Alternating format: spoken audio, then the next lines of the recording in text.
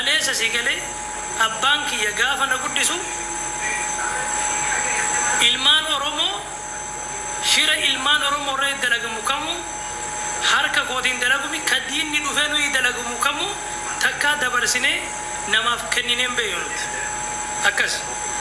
akka warraatti illee yoo taate warra qabsoo Oromoo keessatti si galee dugugguruun duuta kennaa ciccitte itti hidhamne itti qabramne akka gandaattis yoo taate akka balbalaattis yoo taate akka wannaattis yoo taate ammallee ka akkanatti isin iyyisiisaa jiru ganda kooti jaalatte jibbite si galee ka akkatti isin iyyisiisaa jiru ka akkanatti gartee bakka jirtanitti udaan ofirra gayyaasaa jirtan abbaa kooti jechuudha. Ani sodaa osoo hin taane sodaaf osoo lallabuun taane dhugaa kootu na lallabsiisa maaliif maqaan kiyya bada dhugaan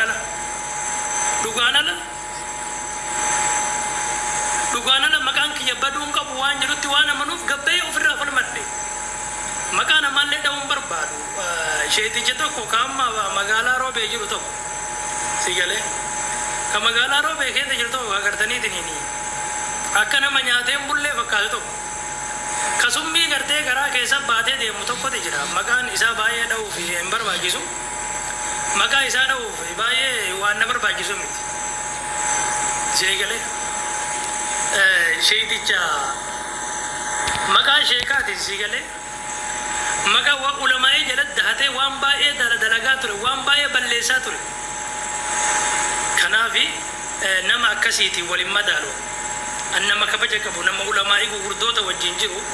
alhamdulillahi rabbil alamin rabbi galanni haa ga'u obboleewwan keenya maqaa keessan illee dha'uun barbaadu warroonni gartanii anaaf rifattan anaaf gartanii dhugaa qabaachuu kiyya warri beeytanii naa rifattanii haala saniin qindoomina bareedaadhaan kan sagalee kiyya Abu Jawar Muhammad biraan dhaagettanii Abu Jawar Muhammadis akkaan qulqulluu ta'e baay'isee ni beekan qulqulluun rabbiin qofa waan kana keessa akkan ga'een fudhanne eenyummaanuu hin beeka sagaleen sun sagalee nama dhuunfaatiin wallabe waan ta'eefin kuni immoo warwaachoo osoo hin taane osoo boo'ellee dhugaan qaba osoo boo'ee gangaladhe nama guddaa hayyuu biyyattiin qabdu muummicha addunyaa tanaa ministeera addunyaa tanaa si galee maqaan taane maqaan asi duraan hin qabne yoo bira gayuu maraachuu qabdan mana keessatti isinii galee namoonni maqaan kun faale baay'ee namoonni maqaan kun faale dhugaa warri qabdu gabbaate yoo boochellee oma eebiin qabu si galee kalee samaa boocha jettanii mi boos dhugaan qaba waan ta'eef alhamdulillah boos dhugaa qaba osoo booyuu baadhee jallise osoo dhokadhe ol akka nama waa balleessetti dhokachuun qaba akka nama waa balleessetti dhokachuun qabu waan ta'eef isinii galee har'allee burillee waan keessa hin jirre keessatti hin dhokadhullee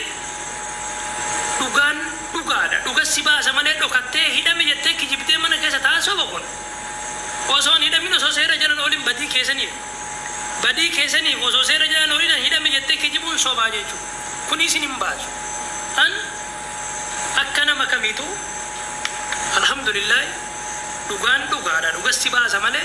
hidhame osoo hidhamin hidhame jettee dhugaan si baasu takka hin jiru osoo hidhame jettee ajandaa jijjiiruudhaaf wanni gootan sirrii kun dogongora sigalee namni waa balleesse itti gaafatamuu qabu namni nama ajjeese itti gaafatamummaa jala yoomillee bahu seerri biyya kanallee hin dhiisu ijarraa si fuudhama dhiigarraa si fuudhama seerri biyya kana muhaddada seera biyya kanaa keessatti seera Su'uud Arabiyaa keessatti eenyummaanuu dhiiga namaa gannaqee bahuu hin danda'u abadan osoo Abu Jawar Muhammad sidiise seera biyya kanaatiin galta waan ta'e seera biyya kanaatiin baasa boora deemtee biyya galtee deebita waan ta'eef abbaadan jalaa bahuu hin dandeettu jechuudha abadan osoo Abu Jawar Muhammad waan kanattuu dabalamuu baatanii dhimmi kun namni nama ajjeese itti bahuun isaa seerri biyya kanaa gad hin dhiisu kana amanii fudhisi galee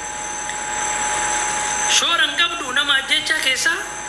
dhugaa ta'e immoo yoo namni si bosote gabbayii booyi gartee ofirraa falmadhu akkam falmadhe kanatti akkan gabbayee Abu Jawar Muhammad abbaa kiyya dura dhaabadhe si galee dubbadhe kana gabbayii tiyaan dhugaa qaba jedhin sobin hin dheessini welcome thank you very much si galee ulfaadha warri giiftii kennaa jirtanillee dabalaa samuunii umrarra jirra waan ta'eef dalagarra hin jirru umrarra jirra maaltu beeka yoo gartaniitiin umraata na godhuun dirqama isinii galee osoo Abu Jawaar Muhammad dhimma kiyyanaa laaluu baatanii ani masgiidaan bahu masgiida kaabaa keessaan bahu achi keessattu malee wallahi dubbii jabdu hinde osoo Abu Jawaar Muhammad sagaleen tiyya biroo ga'uu baatte masgiida wannan kaabaa jalaan bahu jechuu qeerroo ko maanan dubbisinatillee na dheettee mi abbo eegale qeerroo leen nama dheessuu eegale kanaafi wanni isin hubachuu qabdan baay'isawee dhugaan dhugaadha dhugaan ilmoo rabbiiti eenyummaanuu jedhaa ba'uu hin danda'u qeerroo koota seen abbo koota seen bada nama namaali dhugaa ta'e na falmachuun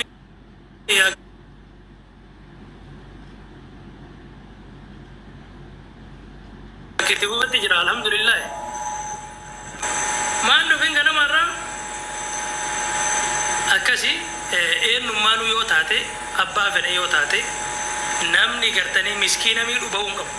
abbaa fedhe haa ta'u mush anamma dhugaa anamma sagaleetti jedha nama qabu faane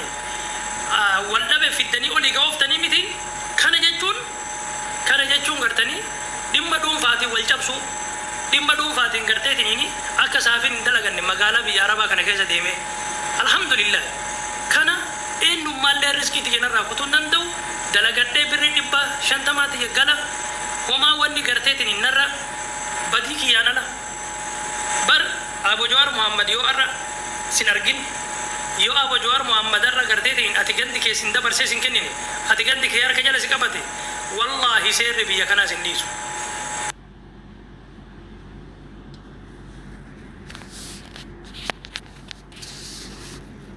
wanni isin godhuu qabdan seerri biyya kanaa በጣም itti hardidha akka seera biyya biraatiin hard seera biyya biraatiin garagara seera biyya warroonni amma nuti waraqaan qabnu nuti waraqaan ala jiraannaa seeraan ala jiraannaa seerrumaa nu godhuu hin danda'u warri jettan kuni soba kanaan jalaa ba'uu hin dandeettan abadan kanaan seera jalaa ba'uu hin dandeettan warroonni immoo saafiin magaalaa jiraata waraqaa qabaa jettaniifi namni waraqaa qabu kamuu seera biyya kanaa keessatti siimii gaafa bitattu siimiin kee seera biyya kanaa harka jira aayidiin kee seera biyya kanaa harka jira ati gaafa nama miitee gartee miidhaan sirra mul'ate ni argatta adabbii kee sigalee adabbii isa dhumaa argatta biyya kana keessatti kanaafi kuni kuunsaa fi waraqaa Sumaalee qaba jedha waraqama Sumaalee santu baru duraan bitatee jedha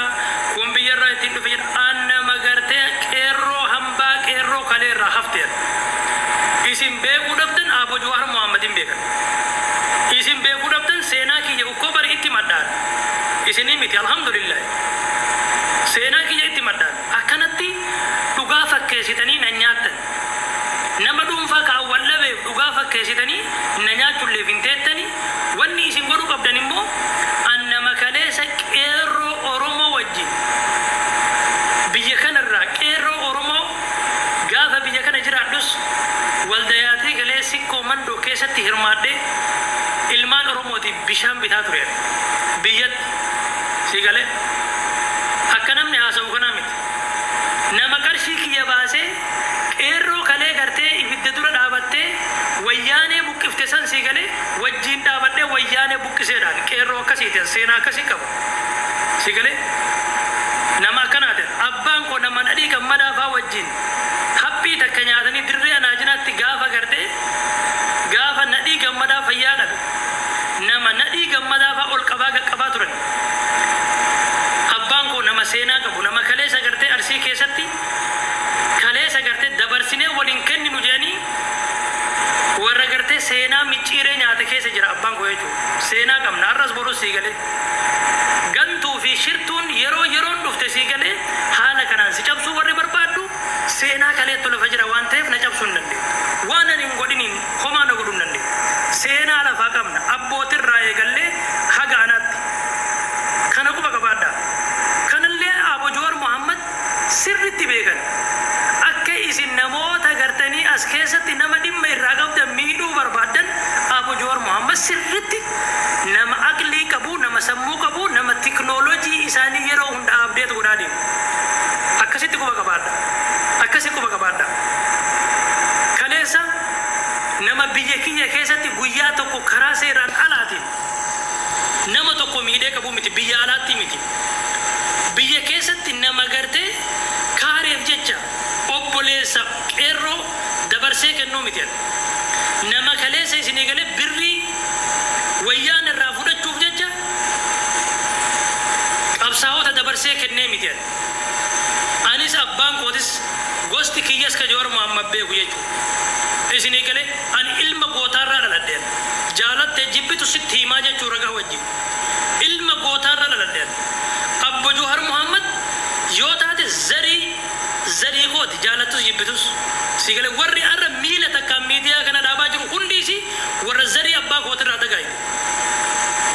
fudhadhu si galee warra zarii abbaa kootirraa dagaayite warra gosa takkaati warra ganda takkaati